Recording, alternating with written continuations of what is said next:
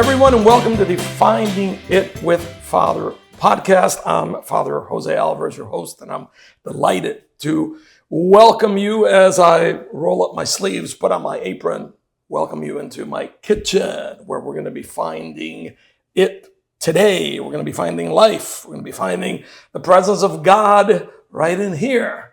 Yes, the kitchen, food is clearly part of the spiritual life.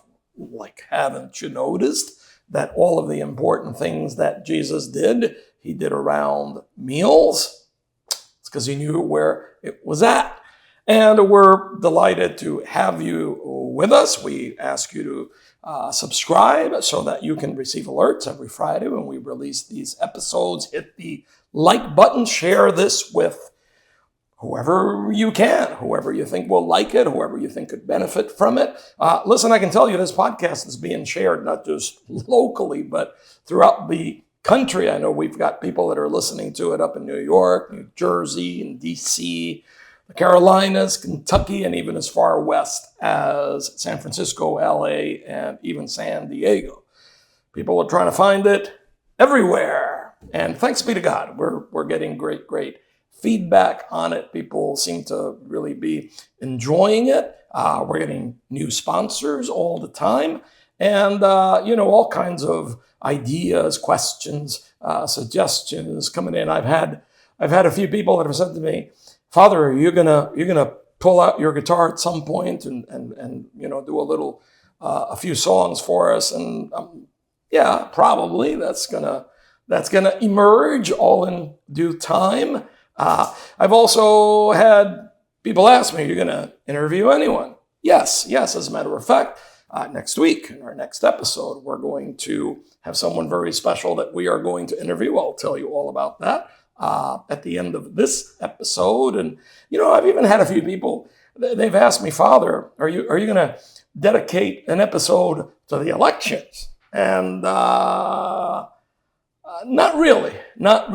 And don't get me wrong, not that I don't think the elections aren't important. They're tremendously important, but I don't want to do that because at this point, I think we're all pretty saturated from the campaign ads and the apocalyptic rhetoric, right? That is, we're getting bombarded with. The only thing I will say as we approach Election Day is that, it's what I've been saying for a few months, that voting is one of our most cherished rights. But rights come with responsibilities. We need to vote responsibly so that we don't vote immaturely or emotionally. What does responsible voting mean? Well, it means that it has to be informed. And what do we need to be informed about? We need to be informed about the positions of the candidates and the issues that are on the ballot. We need to be informed about what the church teaches about all those realities, the ballot issues. And we have to form our conscience, but it's the church's duty to guide us as we form our conscience. So where do you go to really get informed? Don't take what the campaign ads tell you, because obviously they're biased, they're not always transparent, and they withhold a lot of information. They distort a lot of information. A great place to go is the website of the Florida Conference of Catholic Bishops. Whether you live in Florida or you don't, this could be useful to you.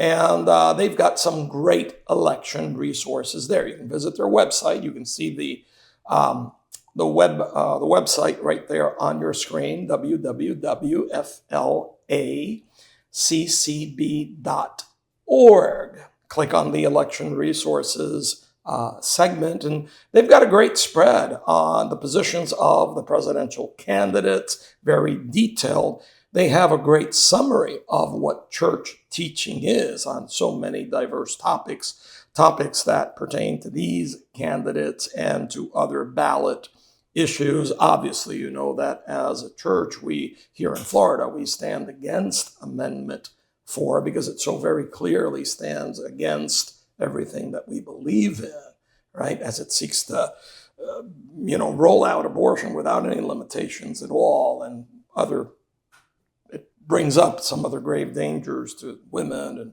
minors, eliminating parental consent. And you know that more than likely already. And the bishop's page also has a great segment on how to form your conscience. So go there, so that you won't vote irresponsibly, immaturely, based on, I like this candidate, or I'm really voting against this candidate because I can't stand him or her. Hey, guess what? You don't have to live with them, and you're not going to work for them. But you need more substance behind your vote than merely your emotions. And also to say, well, my family or I have always voted this way in this fashion. Guess what? That's also not a very informed way to approach this, because times change. Realities that existed with political parties and candidates and whatnot before don't necessarily remain the same now. We have to read the signs of the times. So if you haven't voted yet, I hope that you can go to this resource and be well prepared to exercise that right responsibly. And of course, we always want to vote in harmony with gospel values, with the principles of the kingdom. We want to promote the building up of God's kingdom through our vote. And by the way, whenever we get election results, I always say this every time as an election approaches, and even after the election ensues, regardless of what the results are, regardless of who's president, who's elected to this, that, or the other office, whether this issue passes or it doesn't pass, I have news for you. Jesus Christ is still going to be the Lord. He's not going anywhere. And his kingdom will have no end. We know how the movie ends, and he wins. And life will always be there. Now, let's go to the life issue at hand, what we're going to be dealing with in this episode.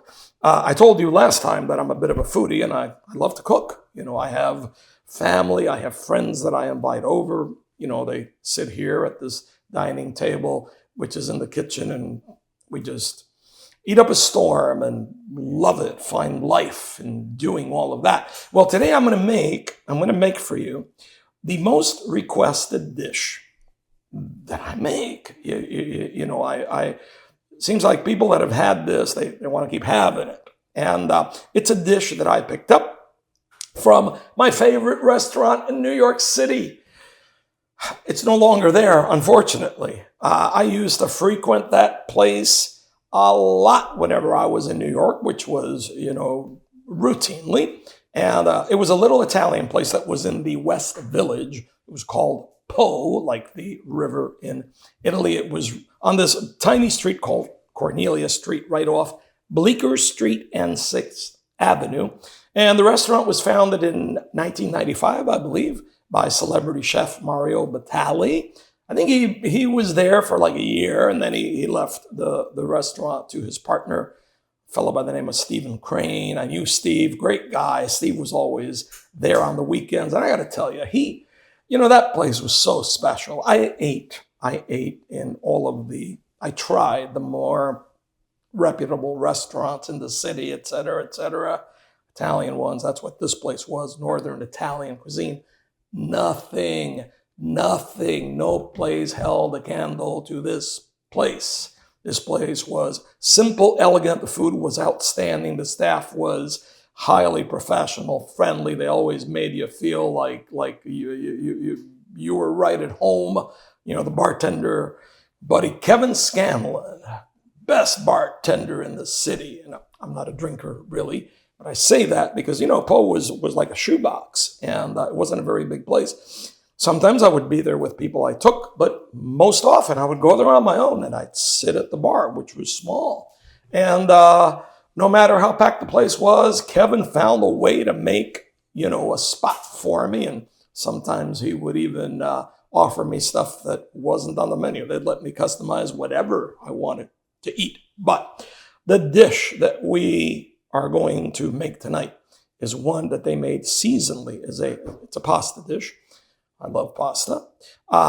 It was a pappardelle with corn and chorizo dish. They would make it in the summers. And I'm going to show you how to make it. Here's what you're going to need. Beautiful pappardelle pasta.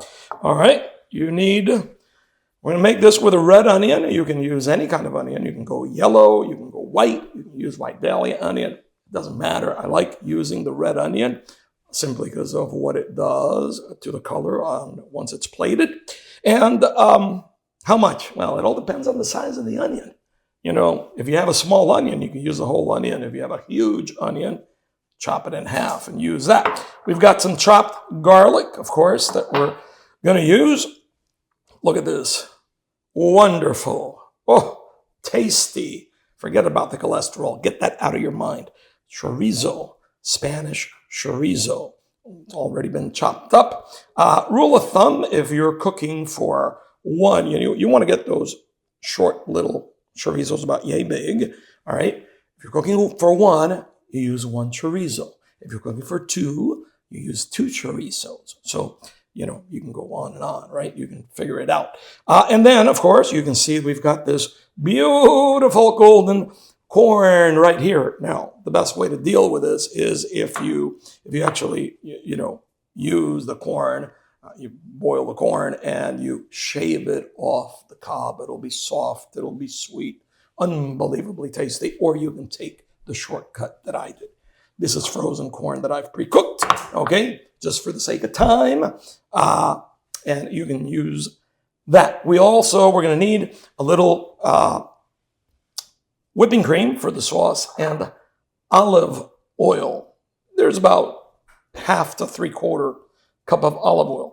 So we're going to begin by, if you can see, I've got the pan here on very low heat. You got to go low with this. There's olive oil in there. And we're going to put a couple of dabs of butter, all right? Make it a little tastier, a little silkier. We're going to let that melt away in there and blend. The fumes in this kitchen are going to be spectacular in about 60 seconds or so. So as we do that, we're going to start boiling the pasta, and we're going to keep a close eye on it because you don't want to overcook it. And we're going to start making the sauce. So you take a blender. Whoa. Flying blenders. Okay, we don't need that part. And we're going to pour the olive oil right into it, as you can see. That's the base for the sauce. And here we go. We're going to pour. Now you can see that I have 2 bowls of corn. Why? I have divided it in half because half I'm going to put in there, half goes into the sauce. So here we go. All that beautiful golden corn going right in there. Now you're going to see that this is key, okay? I've got 2 cloves of garlic right here. Raw garlic. Don't cook it. Okay? You throw that right into the sauce. Listen, if you live with somebody, maybe you want to use 1 clove, not 2. I don't live with anybody. I'm not kissing anybody. And if you like garlic and they don't, I don't know. Maybe that's their problem. But we've got all that in there. Now we're going to begin to blend it. Okay? I better put this piece that flew off back, or if not, I'm going to have corn all over the kitchen. There we go, and boom, there it goes. All right? Sometimes, I think that's enough. Sometimes my brain feels like that at 3 o'clock in the afternoon. Now, after we've done that, you want to pour a little whipping cream in here. How much? You just have to go by sight. You want to do that to liquefy it, but you don't want to pour so much that this winds up looking like milk either. So let's make sure we get the cream blended in there. That's looking pretty good. Beautiful. So now that we've got the pan going, we're going to drop the red onions in there. There we go. And of course, the garlic. And keep the heat low. Keep the heat low, because if not, you don't want to burn the onions and the garlic. Stir them. Beautiful. Oh, can you smell it? You can't, but I can. It's wonderful. Very good. We're going to check on the pasta. You got to keep stirring this. You know, cardinal sin, of course, is to overcook pasta. You know, you want to make pasta, not noodles. I find that a lot of people tend to overcook their pasta, and it really compromises the dish. There we go. We got the garlic and the onions going. You can smell the aromas are filling the kitchen. Ernie Gonzalez, our producer, who is shooting this, is salivating at the mouth. You know, I'm sure that he is getting hungry. And now we're going to pour the corn and the chorizo right into the pan with the garlic and the onions. So here we go. We're going with a chorizo first. Okay. And we start just blending it all in. The chorizo is very overpowering, of course. So we're about to, put a little salt and pepper into this. You don't want to put too much salt, because the chorizo in particular is going to yield quite a bit of saltiness into the dish. So you don't want to over salt it. And as I am doing this, here comes the corn. Here comes the bride. Tum, tum, ta-da. And by the way, you're not gonna find this recipe anywhere in any restaurant. If you do, let me know. Down here, I don't know if anybody makes this in New York, but highly doubt that you are going to find this. Now, as this continues to cook, and as I continue to check up on the pappardelle to make sure that it doesn't overcook, I am going to thank our sponsors, the wonderful sponsors that we have. We seem to pick up new sponsors every week. That's a wonderful problem to have. Let's go with a little, as I talk about the sponsors, we're salting this just a little bit, little salt, little pepper. But we're grateful to our sponsors, because our sponsors are helping us to continue to make renovations to our church and school, make renovations, take on new creations, make our facilities and our resources better and better all the time. You can see from what is on your screen that we have a variety of sponsorship options. There is your basic sponsorship package, and there are also elite packages that you can look into. All you need to do is contact Denise Roca, and she will coordinate the arrangement with you. So again, thanks to all the sponsors, and we encourage those of you who want to support us to certainly be on our sponsorship team. Okay, the pasta, I think, is ready to go. By the way, here's what I do to make sure that it's to my liking. I pull out a piece. You have to be careful you don't burn yourself. And you want it to be al dente. You don't want it to be soft already or just perfect. You want to get it out of there slightly hard, Because once, I'm speaking with my mouth, food in my mouth, but once you pour it in there, it will continue to cook, and then you'll get the right consistency. So let's take our pasta out of here. I have a strainer down here. It's great to have a couple of sinks in the kitchen. And now we're going to empty this pappardelle, this beautiful pappardelle, into the pan where all this other stuff is beautifully cooking. Actually, before we do that, let me do this. We're going to let it sit there for a second because I almost forgot. I've got to pour that in here. It's the wonderful sauce that really makes this go. So we're going there right now. Boom. I'm going to remove the whole lid because this thing is temperamental. So there we go. Here comes the sauce. If as you're pouring you feel that it isn't, let's say, liquefying enough, you can always pour a little more heavy cream or whipping cream into the pan. So I'm going to stir this up. Oh, look at these colors. Look at these colors. As it blends, oh man, this smells good. I don't think I need any more whipping cream. Of course, heat makes everything expand. And so we've got the right texture there. Look at those colors. See the difference the red onion makes. Okay, here we go. We're pouring the pasta in here. There goes our pappardelle.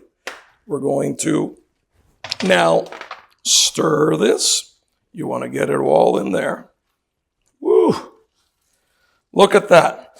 Now, I can tell you this, if you want to lose weight, this is not the dish for you.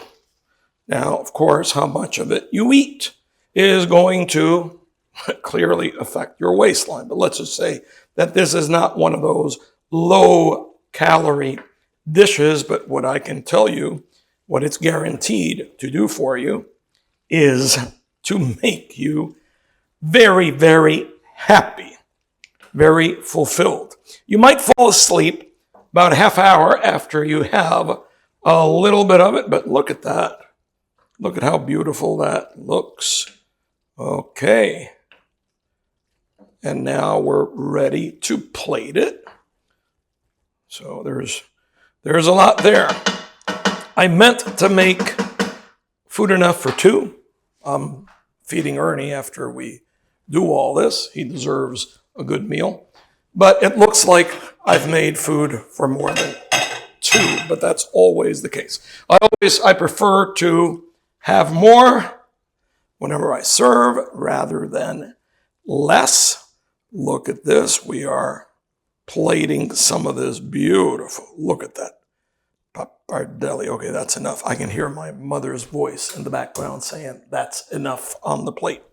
And we're going to enhance it a little bit. We're going to put some basil.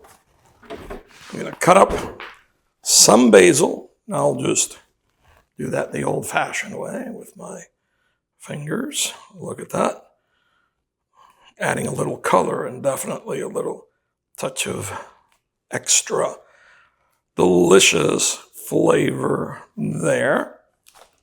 Woo! Mamma mia. Okay, we're going to go with a little grated parm, of course. Always enhances the flavor. Oh, this is looking like something else. And we're going with a little. Now, if you don't like cracked pepper, I happen to love it. I'm just going to sprinkle a little cracked pepper on it. And you know what? Let's do a little. The pièce de résistance. Okay. Little decorative basil leaf there on top. Pappardelle with corn chorizo.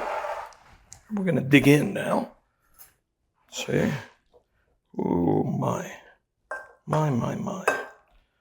Let's see.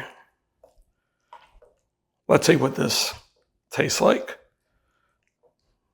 I don't think I'm going to be disappointed. Here we go. Wrap it up.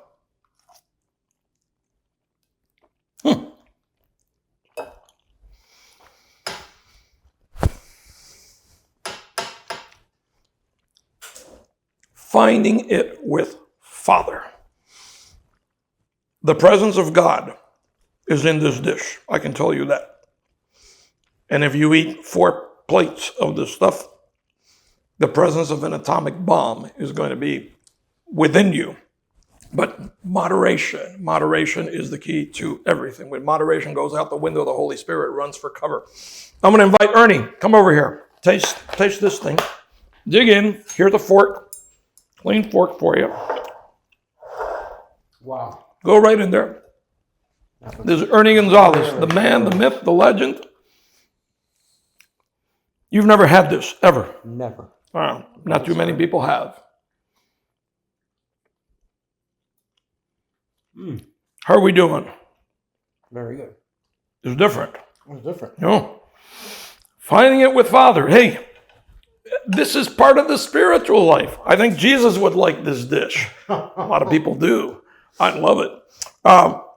So wonderful. Thank you for joining us. Hopefully you can enjoy this, make this yourself. Hopefully you can maybe even do it for other people. See if you like it. I think you will. I think they will. Now I think you're also going to like our next episode, in which we're going to have a very special guest. We're going to interview the Archbishop of Miami, Archbishop Thomas Wensky. You know, God bless him, he's coming to officiate our confirmation for the young people in our parish, but we're going to interview him before he goes out there to release the Holy Spirit on these young people. And I'll tell you what we're going to talk about. We're not going to talk about quote unquote church stuff. I told him that I want to talk to him, and I want him to talk to us about his motorcycle. Because that is one of the things he most enjoys. That is I think that's his favorite pastime. And clearly, it gives him life, gives him new perspectives. It's whether he realizes it or not. I think it's a huge part of his own spirituality. He's definitely finding it on his motorcycle. So we look forward to having him.